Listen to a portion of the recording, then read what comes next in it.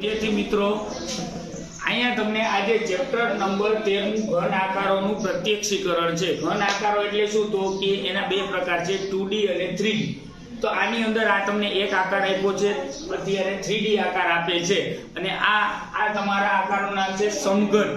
તો કે સમઘનને કેટલી ફલક એટલે કેટલી સપાટીઓ હોય, કેટલી ધાર હોય અને કેટલા શિરોબિંદુ હોય, તો આ એની આકૃતિ તમને આની સપાટીની આકૃતિ આપે છે। તો આપણે જોઈ શકીએ કે આને કેટલી સપાટીઓથી બનેલો સમઘન છે, તો કે 1 2 3 4 5 અને 6।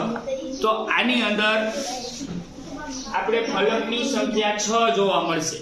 હવે આના પછી ધાર છે બીજું, તો આની અંદર કેટલી ધાર છે? તો ધાર તમને આકારમાં દેખાઈ શકે ને આની અંદર દેખાઈ શકે।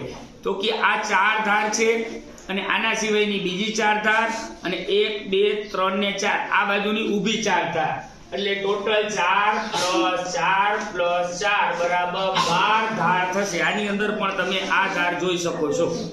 હવે ત્યારબાદ આપણે જોવા મળશે શિરોબિંદુ। શિરોબિંદુ એટલે જ્યાં બે ધાર એક જગ્યાએ એક બિંદુ પાસે ભેગી થાય તેને આપણે શિરોબિંદુ કહેવામાં આવે છે।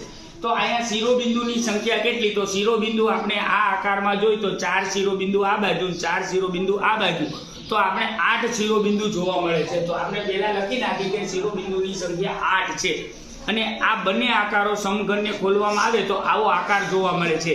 અને આપણે ધોરણ 7ની અંદર ચોપડીની અંદર આવી રીતે આપણે જોડકા સ્વરૂપે આ પૂછાય છે કે સમઘનને કેવી રીતે ખોલવામાં આવે તો કેટલી સપાટીઓ જોવા મળે, કેવો આકાર જોવા મળે છે। તો આ વાત થઈ સમઘનની।